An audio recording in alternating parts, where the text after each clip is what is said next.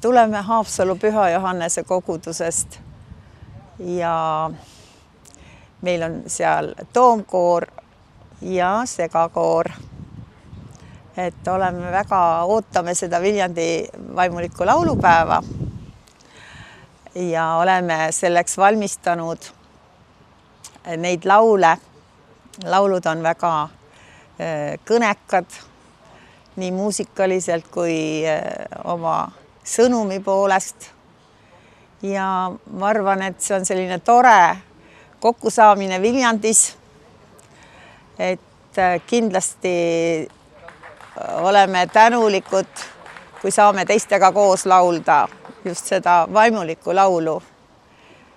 Ja oleme seda päeva odanud ju juba mitu aastat. Ja kutsume kõiki, et kindlasti on tore tulla ja kuulata ja olla koos.